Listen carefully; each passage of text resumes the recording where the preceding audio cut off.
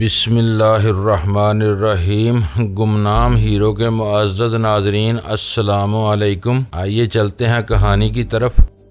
सोनिया गहरी नींद में है, क्या इसे उठाना मुनासिब है? सुबह मशवरा ले लेना, फिलहाल मेरे दिमाग से जाओ, मैं तुम्हें बर्दाश्त नहीं कर सकती। मैं इसके दिमाग से चला आया। अजब जिद्दी औरतों से पाला पड़ा रहता था। सोनिया, मरजाना और लैला सानी जिद में किसी से कम नहीं थी। रसवंती की जिद और मुखालफत ने इसे अच्छा सबक सिखाया था। अब वो कदरें नरम पड़ गई थी। एक हदीका से वास्ता पड़ता था, वो भी गूंगी, बहरी और पर्दा नशीन होने की जिद पर कायम थी। पता नहीं आगे चलकर क्या फैसला करने वाली थी। सबाता किस कदर जिद्दी तबीयत रखती है, इसका इजहार अभी तक नहीं हुआ था, लेकिन मैं इसके दिमाग में रहकर मालूम कर सकता था कि एक तो वो कोकाफ की शहजादी, बाप की इकलौती बेटी और भाई की लाडली बहन थी। जंग जुयाना मिजाज रखती थी, लड़ने मरने में किसी से पीछे नहीं थी। जंग के सिलसिले में कदीम हथियार, तलवार से लेकर जदीद हथियारों को भी बड़ी महारत से इस्तेमाल करना जानती थी। फ्री स्टाइल में अपना जवाब नहीं रखती थी। जूडो, कराटे, घुड़सवारी और ड्राइविंग वगैरह कौन सा एक ऐसा हुनर था जो इसे बचपन से अब तक सिखाया नहीं गया था। जंगजू कौम की बेटी यही सब कुछ सीखते रहने में अपनी जिंदगी गुजारती चली आ रही थी। मैं सबाता के पास पहुंच गया। वो एक आरामदेह तैयारे में सफर कर रही थी और इनकरा पहुंचने वाली थी। इसके दिमाग में रहकर मुझे याद आया कि इसने इतना कुछ सीखने के बाद एक बात अपनी गिरह में बांध रखी है। इसके बाप ने इसे समझाया था कि चाहे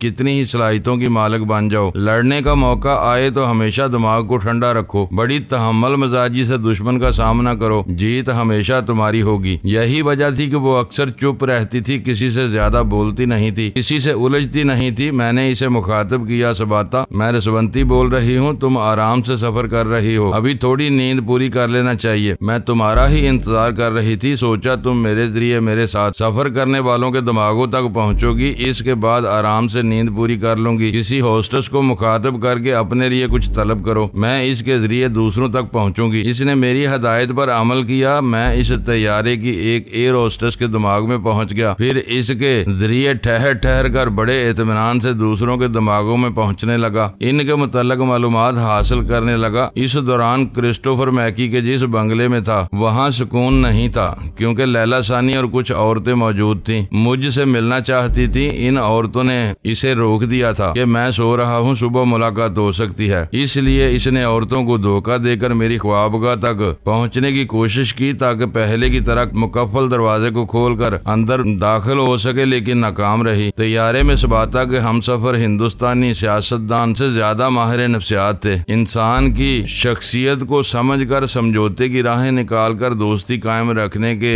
हुनर से वाकिफ थे। वादिये काफ में टाटर, गलबा और रसवंती से मिलने के लिए ऐसे ही लोगों की जरूरत थी, इसलिए इन लोगों का इंतखाब किया गया था। लेकिन वहाँ तकरीबन 10 अहम अफराद मौजूद थे। 10 इसलिए कि रसवंती इनमें से किसी 5 का इंतखाब और वादिये काफ में 5 से ज्यादा अफराद को न आने की इजाजत नहीं थी। इनमें से 9 ऐसे थे जिन पर मैं एतराज नहीं कर सका था। जब 10वें के दिमाग में पहुंचा तो वो सीधा इसके दिमाग से पता चला वो मेरी सोच की लहरों को महसूस कर गया था। इसका मतलब ये था कि वो योगा का माहिर है, बावजूद वो अनजान बना हुआ था। मैंने कहा, मिस्टर, तुम मेरी लहरों को महसूस कर रहे हो और अनजान बन रहे हो। इसने जल्दी से कहा, श्रीमती रसवंती, भला आपसे क्या छुप सकता है? आप यकीन करें कि मैं दिमाग के तय खाने में उतर कर देखें, मैं फरेबी नहीं, आपका सेवक हूँ, कभी आपके खिलाफ कोई कदम नहीं उठाऊंगा। मैं वादी काफ में ऐसे किसी शख्स को बुला नहीं सकती जिसके दिमाग में बेखटके न पहुँच सकूं। आप जब भी आएंगी मैं अपने दिमाग के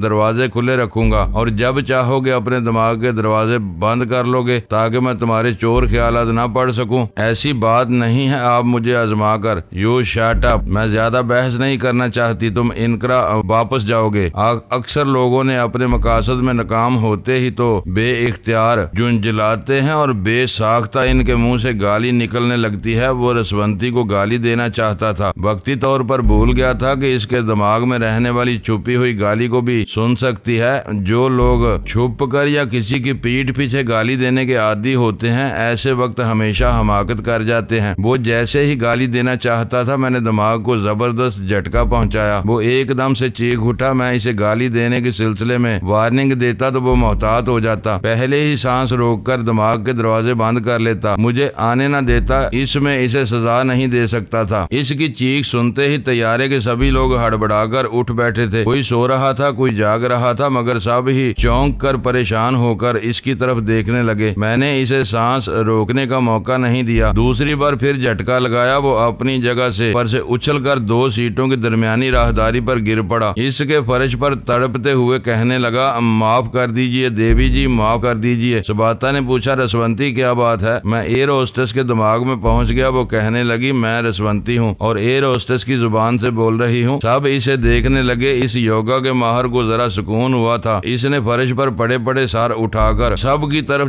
जानिब देखा, फिर दोनों हाथ जोड़कर बोला, देवी जी माफ कर दीजिए, मेरा क्या कसूर है? तुम अपनी जुबान से मेरे लिए गाली निकालने वाले थे। ये वो दिन गए कि दिमाग के तय खाने में भी चोर ख्यालात को पढ़कर इससे पहले कि तुम गाली देते मैंने तुम्हें सजा दी। एक भारतीय नुमाइंदे ने इसे नागवारी से देखते हुए कहा, मिस्टर हरी नायडू, ये क्या हमाकत है? तुम्हारी इतनी जुर्रत कैसे हुई कि रसवंती देवी को गाली देने की सोचो? हरी नायडू फर्श पर बैठ गया था, दोनों हाथ जोड़कर कह रहा था, मैं कसम खाकर कहता हूँ कि जानबूझकर गाली नहीं देना चाहता था, बस आदत सी पड़ गई है। आप निकलने वाली थी। एयर होस्टेस ने कहा, शुक्र करो इस वक्त सुबाता तुम्हारे दरमियान मौजूद है, अगर ये तैयारे में ना होती तो ये अभी तबाह हो जाता। सब ही अपने अपने हाथ जोड़कर आजी करने लगे, गिड़गिड़ाने लगे। मैंने कहा, मैं पहले ही वार्निंग दे चुकी हूँ कि कह चुकी हूँ 5 ऐसे अफराद का इंतखाब किया जाए जो साजिश करना ना जानते हो, सिर्फ दोस्ती करना जानते हो। एक ने कहा, देवी जी हम यकीन दिलाते हैं कि हम में से किसी के भी दिमाग में पहुंचकर हमें दोस्त ही पाएंगी। हम में साजिश करने वाले जरासीम मौजूद ही नहीं है। हमारी सरकार ने खूब सोच समझकर हमारा इंतखाब किया है और तुम्हारी सरकार ने इस जासूस का दुम छल्ला भी लगा दिया। वो समझते थे मैं इसकी योगा की सलाहियत को समझ नहीं पाऊंगी। मैं ज्यादा बहस नहीं करना चाहती। इनकरा पहुंचकर अपने हुकाम से राब्ता कायम करो और जवाब तलब करो कि मेरी मर्जी के खिलाफ एक जासूस तुम्हारे साथ क्यों रवाना किया गया। मैं इनकरा में राब्ता कायम करूंगा। तुम सब को फिर एक बार चेक करूंगी, इसके बाद हेलीकॉप्टर में बैठकर काफ जाने की इजाजत दूंगी। वो सब अपनी अपनी जगह बैठने लगे। मैंने सुबाता से कहा, तुम इत्मीनान से सफर करो और सो जाओ, तुम्हारे लिए कोई खतरा नहीं है। इनकरा में राब्ता कायम करूंगी। सुबाता के पास से रुखसत होते ही मुझे ख्याल ख्वानी का सिलसिला तरक करना पड़ा, क्योंकि मेरी ख्वाबगाह के सामने जो औरतें मौजूद थी वो अचानक ही चीखने लगी थी। मैंने फौरन ही इनके दिमाग को टटोला। पता चला कुछ मुर्दा चूहे उनके दरमियान आकर गिरे थे, जिन्हें देखते ही वो खौफजदा होकर दूर भाग रही थी। वो चीख चीख कर कह रही थी कि ये सारा आयजे की शरारत है, दरवाजे के पास से इन्हें हटाने के लिए ऐसा किया गया है। लेकिन कोई लैला उर्फ सारा के करीब नहीं आ रहा था। वो इत्मीनान से दरवाजे के पास आ गई और इसके लाक को खोलने की कोशिश कर रही थी। वो चालाक औरतें क्रिस्टोफर मैकी की मातहत थी। वहाँ के बड़े बड़े अफसरान को बड़ी मक्कारियों से मोहब्बत के जाल में फांस कर इनसे बड़े बड़े राज उगलवाती थी। यानी इतनी बासलाहियत और मक्कार होने के बावजूद वो चूहे से डरती थी। मैं ख्वाबगाह बंद दरवाजे के करीब पहुंच गया था। अनजान बनकर पूछ रहा था, क्या बात है, तुम सब क्यों चीख रही हो? एक ने बताया कि लैला ने उनके साथ क्या किया। तब मैंने कहा, तुम सब खामोश हो जाओ, वो यहाँ आना ही चाहती है तो आने दो। मेरे ऐसा कहने के दौरान इसने दरवाजे को खोल लिया था। वो खुले हुए दरवाजे पर फातहाना शान से खड़ी हो गई। इसका एक हाथ कमर पर था और दूसरे हाथ में रस्सी से बंधा हुआ एक चूहा लटक रहा था। वो पूछ रही थी, क्या इन औरतों पर तुम्हें नाज था जो मुर्दा चूहे से डरती हैं? मैंने सख्ती से पूछा, ये क्या हमाकत है? हमाकत तुमने की है। मेरे यहाँ आने से पहले इन औरतों को बुला लिया ताकि मैं वापस चली जाऊँ। मैं पूछती हूँ, तुमने मेरा रास्ता क्यों रोका? क्या मैं अपनी तौहीन बर्दाश्त कर लूंगी? अगर तुम्हें मुझसे मिलना नहीं था तो दिल पर हाथ रखकर सर्द आहें क्यों भरते रहे? क्यों मुझे यहाँ आने की दावत दी? मैंने तुमको यहाँ आने के लिए नहीं कहा था। तुम्हारे कहने या ना कहने से क्या होता है? अगर मैं ना आती तो दुश्मन मेरे पीछे पड़ जाते। वो अब भी मेरी ताक में होंगे। मैंने सोचा दुश्मनों के हाथ मारी भी जाऊं तो तन्हा क्यों मरूं, अपने आशिक को साथ लेकर मरूं। इसलिए आ गई हूँ यहाँ। बड़ा एहसान किया, तुम्हारी जीत हो गई। तुमने इन औरतों को भगा दिया, मेरे कमरे के अंदर आने की जिद पूरी कर ली। अब क्या चाहती हो? इसने चूहे को कॉरिडोर में फेंक दिया। इसके साथ ही फिर चीखें सुनाई दी। वो चूहा कॉरिडोर में इधर से उधर उधर भाग रहा था और वो औरतें भी पागलों की तरह भाग रही थीं। मैंने दरवाजे के पास आकर डांटते हुए कहा, चुप हो जाओ, तुम औरतें आखिर हो क्या चीज? मुर्दे से नहीं डरती, चूहे से डरती हो। चली जाओ यहाँ से, 5 मिनट के अंदर मेरा बंगला खाली कर दो, मुझे किसी की जरूरत नहीं है। ये कहते ही मैं ख्वाबगाह में वापस जाना चाहता था, एक धड़ाके से दरवाजा बंद हो गया। लैला ने अंदर से चिटकनी लगाते हुए कहा, अब मैं इत्मीनान से तुम्हारे आयरन सेफ को खोलकर जरूर चीजें हासिल कर सकूंगी। ना तुम आ सकोगे ना तुम्हारा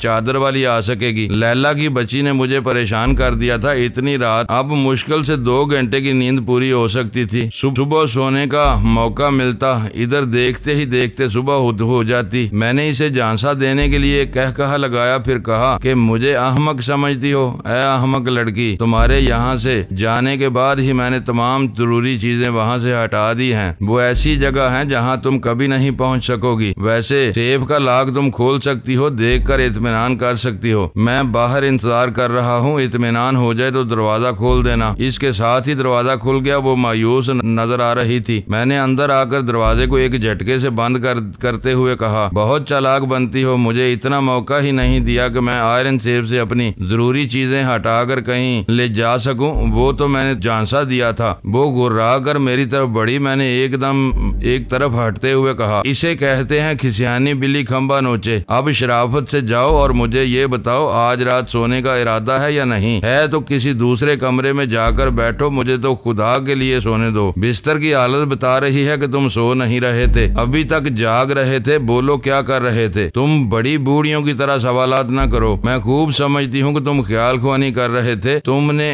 क्या रात को जो भी जागता रहेगा वो फरहाद होगा? क्रिस्टोफर मैकी की हजारों मसरूफियात हैं, इसे कई रातें जागना पड़ती हैं। मैंने इसके मुतल्लक तमाम मालूमात हासिल की हैं। इसका रोल अदा कर रहा हूँ तो खुद पता चल रहा है। जब तक रात को देर तक जागकर काम नहीं करता रहूंगा, खुद को पूरा क्रिस्टोफर मैकी साबित नहीं कर सकूंगा। वो टहलने के अंदाज में कमरे के एक तरफ जाते हुए बोली, ये तो यकीन हो गया है कि तुम मैकी नहीं कोई और हो। मैंने तुम्हें बाथरूम में बंद कर दिया था। इस चादर वाली ने तुम्हें बाथरूम से निकाला और तुम्हारी चीजों की हिफाजत भी की। मुझे इससे कुछ ले जाने का मौका नहीं दिया। दूसरी बार इस ने फोन के जरिए धमकी दी कि मैं तुम्हारे करीब न देखी जाऊं। इससे पता चला कि यहाँ मुजाहिदीन तुम्हारी हमायत में हैं और तुम वाकई मुसलमान हो। मुजाहिदीन में हर दिल अजीज हो और सबसे ज्यादा इस चादर वाली के दिल में अजीज हो। मैंने एक आह भरते हुए कहा, ऐसा ना कहो, मैं तो तुम्हारे दिल में जगह बनाना चाहता हूँ। ए खबरदार, मुझसे ज्यादा फ्री होने की कोशिश न करना। उल्टा चोर कोतवाल को डांटे तुम मेरे बंगले में आई हो, मेरी ख्वाबगाह में घुस आई हो, खुद फ्री हो रही हो और मुझे फ्री होने का इल्जाम दे रही हो। तुम बकवास करोगे या कोई काम की बात करोगे? अच्छा तो तुम काम की बातें करने आई हो। हाँ, मैं मुजाहिदीन से मिलना चाहती हूँ। वो तुम्हारी बोटी बोटी करके तिल अबैद पार्सल कर देंगे। सारा आज तक इसराइली हुकूमत की एक अहम सुरागर सा, और वो मुजाहिदीन से मिले तो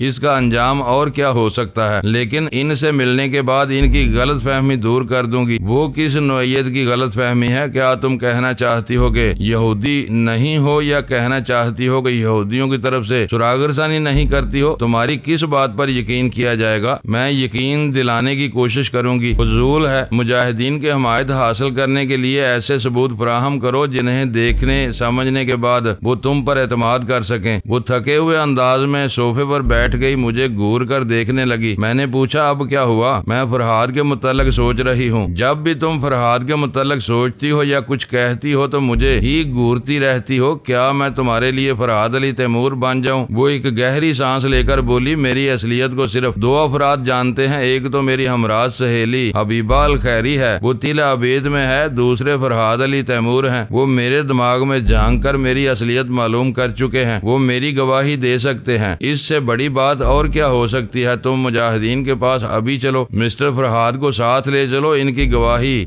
बसरो चशम कबूल की जाएगी। वो फिर एक गहरी सांस लेकर बोली, फरहाद ही का पता नहीं है। उन्होंने कहा था कि बैरूत में मुलाकात होगी, लेकिन अब तक मुलाकात नहीं हो सकी। मैं समझती हूँ वो बराह रास्त मुझसे मिलना नहीं चाहते। ऐसा क्यों सोचती हो? तुम बला की हसीन हो और फरहाद के मुतल्लक सुना है वो बला का हुस्न परस्त है। बकवास है। लोग इनके मुतल्लक गलत अफवाहें उड़ाते हैं। वो मेरे करीब रह चुके हैं, मेरे यहाँ मेहमान रह चुके हैं। मैंने इनमें कोई छछोरापन नहीं देखा, कोई हुस्न परस्ती नहीं देखी। तुम फरहाद अली तैमूर के इस कदर करीब रह चुकी हो तो फिर सारा आइज़क नहीं हो, कोई और हो। मेरे सितारों ने सही बताया था कि तुम दोहरी जिंदगी गुजार रही हो। हाँ, जब तुमने मुझे ये बताया तो मैं चौंक गई थी। मेरी हकीकत खुलने वाली थी। मैं दोहरी जिंदगी गुजार रही हूँ, जाहिर में कुछ हूँ, बातन में कुछ। वो बोला, वो बातन वाला कुछ मुझे बता दो, मैं मुजाहिदीन के सामने खुद को जाहिर करूंगी। अच्छी बात है, मैं सोचता हूँ किस तरह तुम मुजाहिदीन के दरमियान पहुँचाऊं। क्या अभी तुम मुझे कहवा पिलाना पसंद करोगी? किचन में तमाम सामान मौजूद है। इसने मुझ पर एक नजर डाली। इसकी सोच कह रही थी कि वो बार बार मुझे फरहाद अली तैमूर समझकर शुबे की नजरों से देखती है, फिर मायूस हो जाती है। वहाँ से उठकर किचन की तरफ चली गई। इसके जाते ही मैंने सज्जाद के दिमाग में छलांग लगाई। मैं बहुत देर से इसके पास पहुंचना चाहता था, लेकिन कोई ना कोई रुकावट पैदा हो जाती थी। मैंने लैला को कहवा तैयार करने के बहाने किचन में भेज दिया था ताकि थोड़ी देर में सज्जाद की खैरियत तो मालूम कर लूं। पिछली बार जब मैं इसके पास पहुंचा था तो वो गहरी नींद में था। मैंने इसे बेखैरियत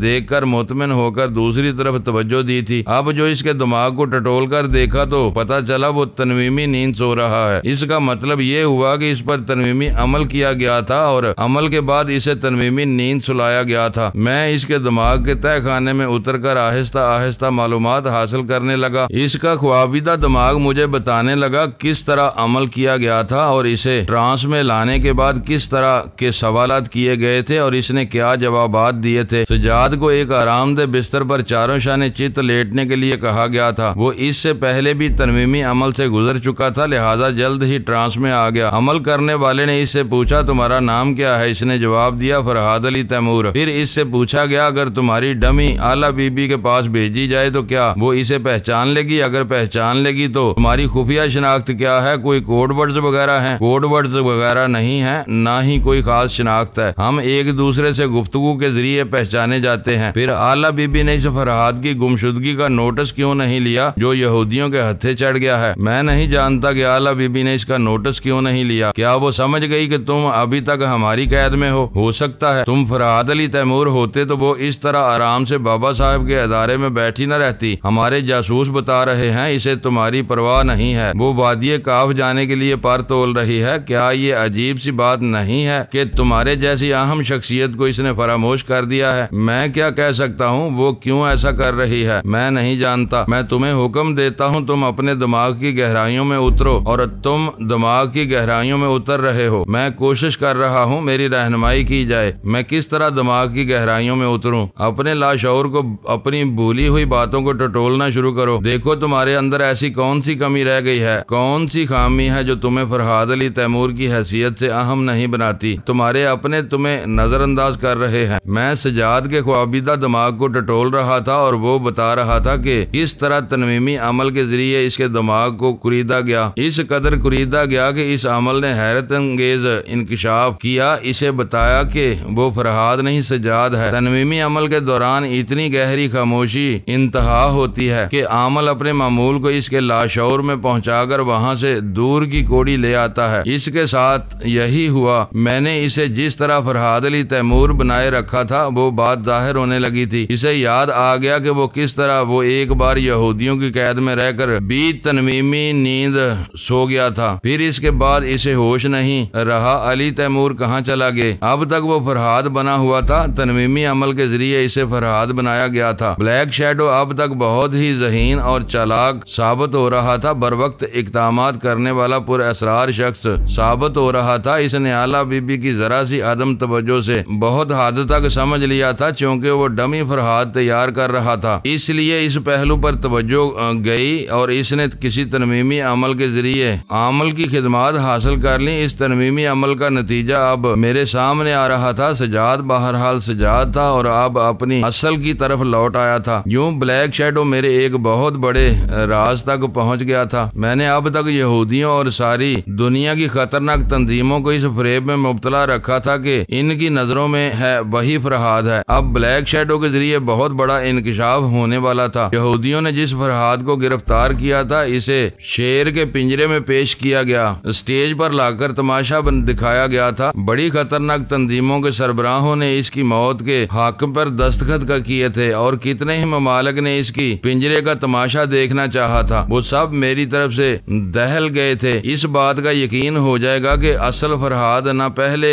इनकी गिरफ्त में आया था न आज किसी की गिरफ्त में है। वो हमेशा की तरह रोपोश है और एक जगह बैठा ये सारे तमाशे कर रहा है। अगरचे इस इंकशाफ के बाद मेरा कुछ ज्यादा नुकसान नहीं था, ताहम मैं अपने तमाम दुश्मनों को अब तक खुशफहमी में मुब्तला किए हुए था। वो खेल खत्म हो जाता, लुत्फ इसी में था कि वो इसी खुशफहमी में मुब्तला रहते और मैं इनकी दोगली बातों और हरकतों को समझता रहता। अब मैं सोच रहा था कि क्या करूं। एक तरह ब्लैक शैडो को इस अहम इंकशाफ से रोक दूं, इसका नतीजा क्या था कुछ समझ में नहीं आ रहा था। मैं इसके दिमाग तक पहुंच सकता था, ना ही इसके किसी खास मातहत को अपना आलाकार बनाकर इसकी किसी कमजोरी से फायदा उठा सकता था। मेरे सोचने के दौरान लैला कहवा लेकर आ गई। यूं वो जल्दी आ सकती थी, लेकिन मैंने सज्जाद के पास पहुंचने के दौरान एक बार इसका तैयार किया हुआ कहवा इस तरह गिरा दिया कि ताकि इसे ख्याल ख्वानी का शुबा न हो सका। वो अफसोस करते हुए गिरे हुए कहवे को देखती रही। फिर इसने दूसरे मर्तबा कहवा बनाना शुरू किया था। इस तरह मुझे काफी वक्त मिल गया था। हम सेंटर टेबल के अतराफ एक दूसरे के सामने बैठकर कहवा पीने लगे। इसने पूछा, क्या तुम मुजाहिदीन से मेरा तारफ कराने के सिलसिले में कुछ सोचा? मैं सोच रहा हूँ एक तारफी खत तुम्हारे लिए लिख दूं। तुम वो खत लेकर सोकल गरब के इलाके में जाओ, वहाँ बुजुर्ग जलीलुल कदर हैं। ये खत इन्हें दे देना, वो तुम पर भरोसा करेंगे। क्या तुमने वो तारफी खत लिख दिया है? क्या खाक लिखूं? तुमने तो अपनी असलियत नहीं बताई। कौन हो? सारा आज तक किस तरह बनी हुई हो? इसराइल तुम पर इतना किस तरह एतमाद करते हैं और तुम्हारी असलियत तो नहीं समझते हैं। वो सर झुकाकर सोचने लगी, मुझे अपना असल नाम बताए ना बताए। फिर इसने सोचा, असल नाम बताना क्या जरूरी है? लैला सानी को जिस कदर राज में रखूं बेहतर है। सिर्फ हबीबा और फरहाद को मालूम रहना चाहिए, तीसरा शख्स ना समझ सके। वो सर उठाकर बोली, मेरी असलियत ख्वाह कुछ हो, तुम मुझ पर एतमाद करने लगे हो। इतना लिख दो कि मैं काबिल एतमाद हूँ और मुजाहिदीन भी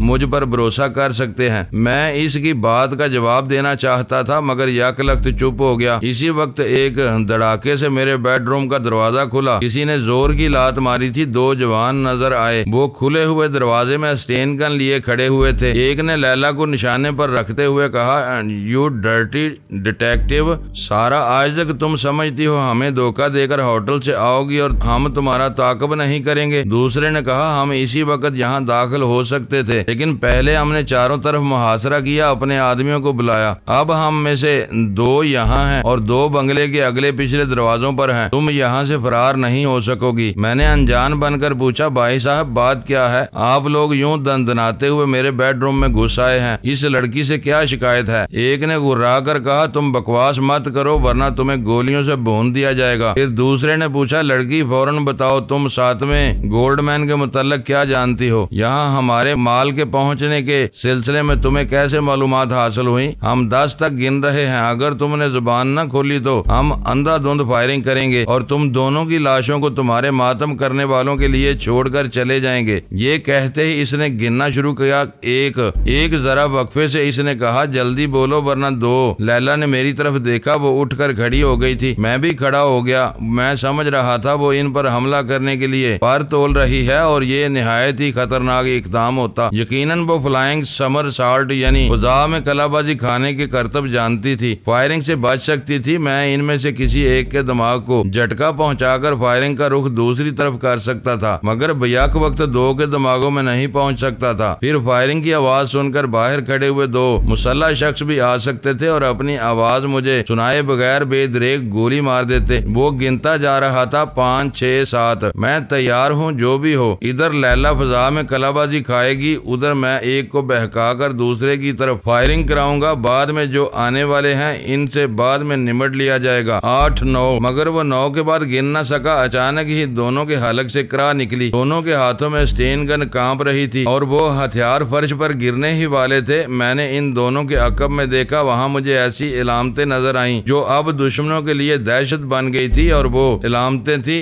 गूंगी, खंजर और चादर। जी हाँ, मेरे कारीन ने दुरुस्त समझा है। वो हदीका थी। वो हदीका जो दोस्तों की पुश्त पर पहुंचे तो पुश्त पनाही करे और दुश्मनों की पुश्त पर पहुंचे तो यूं खंजर पेवस्त करे जैसे पुश्त हा पुश्त से आखिरी कील ठोंकने का कारोबार करती आ रही हो। इसे देखते ही लैला पैंतरे बदलना भूल गई। मैंने ख्याल ख्वानी का इरादा तर्क कर दिया। हम जो काम करना चाहते थे वो हदीका कर चुकी थी। हमारे अजनबी दुश्मनों के हाथ से हथियार छूट उठकर फर्श पर गिर पड़े थे। इसके साथ ही वो औंधे मुंह जमीन बोस हो रहे थे। दोनों की पुश्त पर एक एक खंजर यूं पेवस्त हो चुका था जैसे फतह का परचम इनके गोश्त पोस्त और लहू में नस्ब कर दिया गया हो। ऐसी वारदात में जो लोग मौजूद होते हैं वो साकत रह जाते हैं। चंद लम्हों तक कुछ बोल नहीं सकते। हदीका के बोलने का सवाल ही पैदा नहीं होता था। वो गूंगी बन चुकी थी। लैला भी चुपचाप सोच रही थी। मैं जब भी पाकिस्तानी मैकी को घेरने की कोशिश करती हूँ ये कमबख्त सर पर पहुंच जाती है। क्या ये 24 घंटे इस पाकिस्तानी की निगरानी करती है? आखिर ये क्या बला है? मैं चंद लम्हों तक खामोश रहा, सोचता रहा। इन दो अजनबियों ने कहा था कि इनके दो और आदमी बाहर मौजूद हैं। यकीनन हदीका इन्हें ठिकाने लगा चुकी थी होगी, तब ही यहाँ तक पहुँची थी। मैंने इससे पूछा वो क्या बाहर दुश्मन मौजूद है? हदीका ने इनकार में सर हिला दिया। ये दुश्मन कह रहे थे कि इनके दो साथी बाहर मौजूद हैं। क्या इनसे तुम्हारा सामना हुआ था? इस बार इसने हाँ के अंदाज में सर हिलाया। क्या तुमने इन्हें भी? मैंने आधी बात कहकर सामने पड़ी हुई लाशों की तरफ अंगूठा दिखाया। इसने फिर असबात में सर हिलाया। अजब गूंगी थी, बोल सकती थी लेकिन कसमिया खामोशी ने इसे और ज्यादा पुरस्कार बना दिया था। मैंने फोन के पास पहुंचकर रिसीवर उठाया, फिर बहसियत क्रिस्टोफर मैकी अपने मातहत से राब्ता कायम करके कहा, यहाँ कुछ दुश्मनों की लाशें पड़ी हैं, इन्हें फौरन ठिकाने लगा दो। मेरी बातों के दौरान हदीका ने दुश्मनों की पुश्त से अपने खंजर निकाल लिए थे। इनके लिबास से इन्हें साफ करने के बाद सीधी खड़ी हो गई थी। अब लैला की तरफ एक खंजर से इशारा करते हुए दूसरे खंजर के इशारे से कह रही थी, यहाँ से जाओ। यानी वो लैला को मेरे करीब बर्दाश्त नहीं कर सकती थी। इसे दुश्मन समझ रही थी। पिछली बार उसने लैला को मुझ पर ज्यादती करते देख लिया था। अगर वो वक्त पर ना पहुंचती तो लैला मुझे बाथरूम में बंद करके आहनी सेफ से अहम दस्तावेजात निकाल कर ले जाती। दूसरी बार वो फिर मेरे कमरे में इसे देख रही और दुश्मन समझ रही थी। लैला ने नागवारी से पूछा,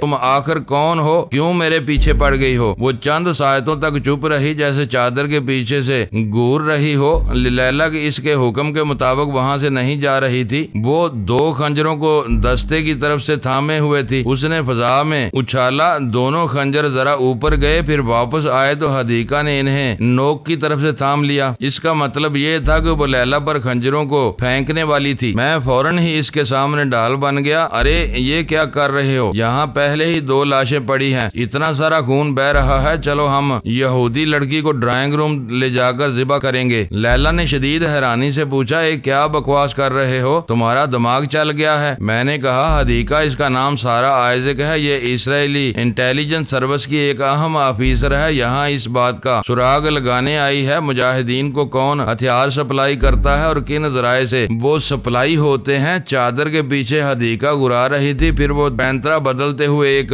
तरफ यूं चलने लगी जैसे शेरनी दूर से दायरा बनाते हुए अपने शिकार पर झपटने के लिए आ रही हो। वो मेरे बाएं तरफ आई और अब मैं पीछे की तरफ पहुंचकर लैला पर हमला करना चाहती थी। मैं फिर घूमकर डाल बन गया। वो रुक गई। मैंने इससे कहा, तुमसे कह चुका हूँ कि यहाँ नहीं, ड्राइंग रूम में चलो। वो चुपचाप पलटकर बाहर जाने लगी। जैसे ही वो बेडरूम से निकलकर निगाहों से ओझल हुई, लैला ने मेरी आस्तीन पकड़कर झंझोड़ डाली। तुम होश में तो हो? मुझसे दुश्मनी कर रहे हो, जबकि मैं तुम्हें बता चुकी हूँ कि मैं यहूदी नहीं हूँ। मैं मुसलमानों की और खुसूसन फलस्तीनी मुजाहिदीन की दुश्मन नहीं हूँ। मिस सारा आइज़क, अगर मैं फरहाद अली होता और टेलीपैथी जानता होता तुम्हारे दिमाग में घुसकर सच और झूठ को मालूम कर लेता। मैं क्या जानूं तुम फलस्तीनी की दोस्त हो या दुश्मन? हम कोई खतरा मोल लेना नहीं चाहते। ड्राइंग रूम में चलो। इस गूंगी को खंजरदनी में इतनी महारत हासिल है कि तुम्हारी जरा तकलीफ नहीं होगी। मेरी बात खत्म होते ही हदीका फिर कमरे में आई। आगे बढ़कर झुकते हुए इन हथियारों को उठाने लगी जो दुश्मन के हाथों से छूटकर गिर पड़े थे। लैला इसे घुर्रा कर देख रही थी। अभी जरा देर पहले सोच रही थी कि मुझे बातों में लगाकर एक छलांग मारेगी और इन हथियारों के पास पहुंचकर मुझे बेबस कर देगी। फिर वो खंजर वाली भी इसका कुछ नहीं बिगाड़ सकेगी। मैंने कहा, अफसोस ये सहारा भी तुम्हारे हाथ से निकल गया। अब क्या करोगी? हदीका वहाँ से चली गई। लैला मुझे घूरते हुए बोली, तुम मुझे नहत्ती और बेबस समझ रहे हो? मैं खाली हाथों से इतनी पिटाई करूंगी कि आइंदा औरत को कमजोर समझना भूल जाओगे। मैंने सहम कर पीछे हटते हुए कहा, तौबा तौबा, मैं और औरत को कमजोर समझूं? मैंने बड़े बड़े 30 मार खाओं को औरत के सामने कमजोर पड़ते देखा है। मुझे भी इनमें से एक समझो। वो तकरीबन छलांग लगाकर दरवाजे के पास पहुंची, फिर उसे अंदर से बंद करते हुए बोली, तुम्हारी वो गूंगी लाडली अब कैसे अंदर आएगी? तुम मुझे ड्राइंग रूम में ले जा सकोगे। वो मेरे करीब पहुंचते हुए अचानक पैंतरा बदलकर मुझ पर हमला करना चाहती थी। मैं उछलकर एक तरफ चला गया। इसका हमला नाकाम हुआ। फिर वो झुंझलाकर पलट गई, बोली तुम क्या समझते हो मुझसे बचकर चले जाओगे? मुझे साफ साफ बताओ, अचानक तुम्हारे तेवर कैसे बदल गए? तुम दोस्त से दुश्मन कैसे हो गए? मुझे इस गूंगी के हाथों क्यों कत्ल करवाना चाहते हो? मैंने दोनों हाथ उठाकर उसे चुप रहने का इशारा करते हुए कहा। वो बोलती चली जाती हो, मेरी भी कुछ सुनो। मैं तुम्हें दोस्त समझता हूँ, अब भी तुमसे मोहब्बत करता हूँ, लेकिन जिस तरह तुमने मुझे परेशान किया और मेरी रात को सुबह कर दिया, इससे तो बेहतर है कि वो गूंगी तुम्हें मार डाले, किस्सा खत्म कर दे। मैं ऐसी महबूबा नहीं पाल सकता जो मेरी रातों की नींद आराम कर दे। इसी वक्त दरवाजे पर दस्तक सुनाई दी। क्रिस्टोफर मैकी का मातहत कह रहा था,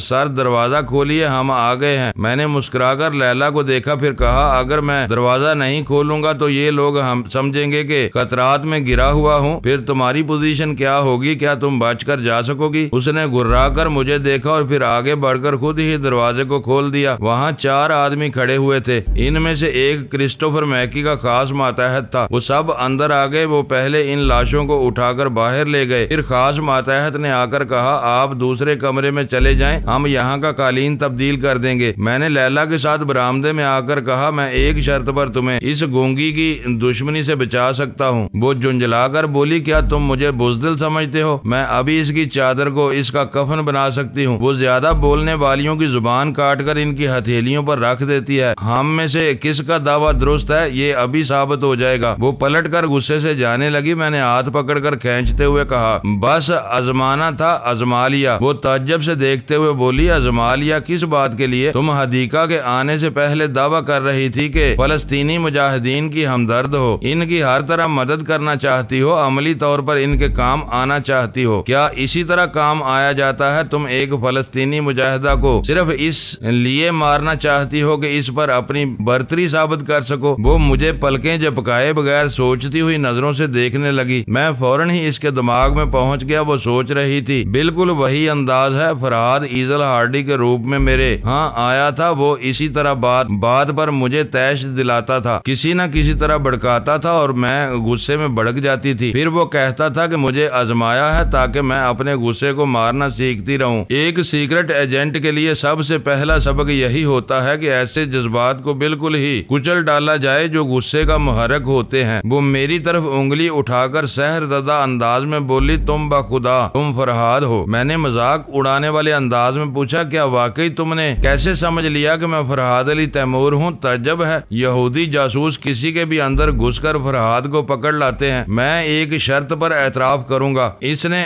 खुश होकर पूछा, कौन सी शर्त? तुम मुझसे इश्क करोगी, मोहब्बत करोगी, मैं तुम्हारे लिए फरहाद अली तैमूर बन जाऊंगा। ये मेरे लिए बहुत बड़ा एजाज होगा, जबकि बाज दीवाने तो इश्क में लैला का कुत्ता भी बन जाते हैं। वो परेशान होकर सोच रही थी, मैं किस तरह इसे बेनकाब करूं। अगर ये फरहाद नहीं है तब भी मेरा हमदर्द और दोस्त है, वाकई मुझे दिलो जान से चाहता है, दीवानों की तरह इश्क करने लगा है। मुझे अपनी असलियत इससे नहीं छुपाना चाहिए। शायद अपनी असलियत बताने पर ये मुझ पर ज्यादा एतमाद करने लगे। मैंने पूछा, क्या सोच रही हो? क्या अभी तक तुम्हारे दिमाग में फरहाद अली तैमूर एक कीड़े की तरह कुलबुला रहा है? क्या इसका अंदाजे गुफ्तगू, इसकी चाल डाल, इसका रख रखाव मेरी तरह है? आखिर किस बात पर शुबह कर रही हो? मैं बहस नहीं करना चाहती। अगर तुम अपनी असलियत ना छुपाओ तो मैं अभी तुम्हें अपना असल नाम बताऊंगी। जब तुम सुनोगे तो हैरान रह जाओगे। तुम इससे पहले भी मुझ पे ये तजस्सुस पैदा कर चुकी हो। मेरा इल्म भी ये बताता है कि तुम दोहरी शख्सियत की मालिक हो, अंदर से कुछ हो, बाहर से कुछ। तुम्हारे साथ तुम्हारी हमजाद चल रही है। इस हमजाद की हकीकत क्या है ये तुम ही बता सकती हो, लिहाजा बता ही दो।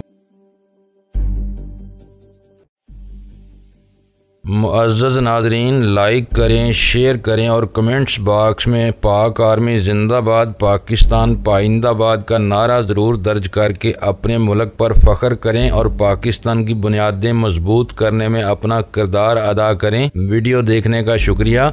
मुअज़्ज़ज़ नाज़रीन, अपना ख्याल रखिएगा और हमारे चैनल का भी। ISI पाक आर्मी जिंदाबाद, पाकिस्तान पाइंदाबाद।